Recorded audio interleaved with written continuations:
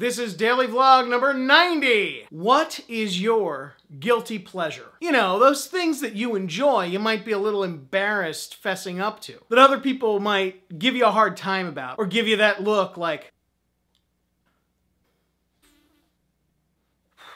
we all have them. We all have those little things we like to keep to ourselves that we don't want other people to know about. They're not necessarily harmful things. They're just a little embarrassing if we let them out. Well, I'm gonna let out mine. My guilty pleasures, that is. Get your mind out of the gutter. My first guilty pleasure is American Idol. I love watching American Idol. Now, I know a lot of my musically inclined friends have severe issues with the way that these people get to fame. I get it, but I just don't care.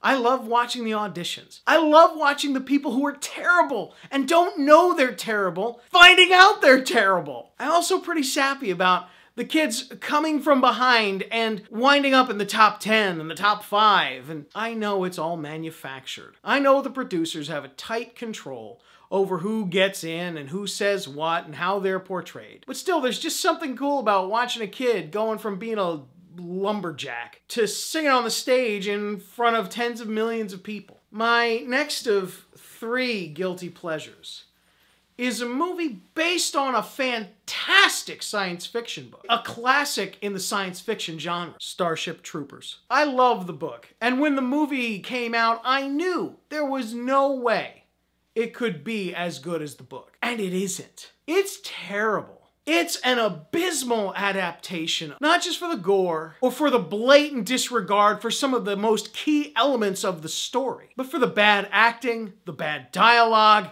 the list goes on. And yet, every time that movie comes on TV, I have to watch it. I am a sucker for bad movies.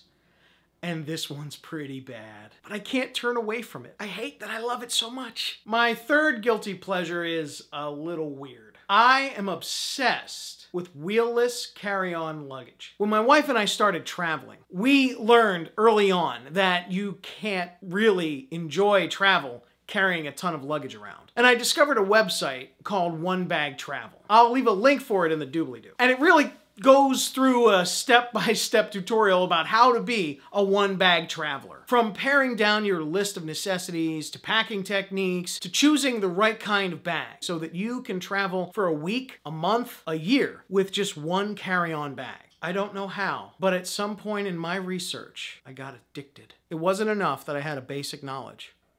I needed to know more. What kinds of bags were people using? How were they packing it? What was the best layout for a bag? Which was the best bag to get? It's been years, and I now have an encyclopedic knowledge of every type of wheelless carry-on bag there is. Want to know which ones are made in America? Check out MEI, Tom Bihn, Red Ox, Tough Traveler. I find it relaxing to go on the One Bag Travel forums and look at all the gear reviews, to go on the manufacturers' websites and see the new models that are coming out, to troll eBay looking for a bargain. Over the years, I have acquired several carry-on bags and have used all our travels as a time to field test each new bag I've gotten. One Bag Travel has become an obsession of mine, but one that has paid off for us because Christy and I have never had to wait for our checked luggage. We've never had to worry about dragging some wheelie bag through the airports. We just toss them on our back and take off. Those are 3 of my guilty pleasures.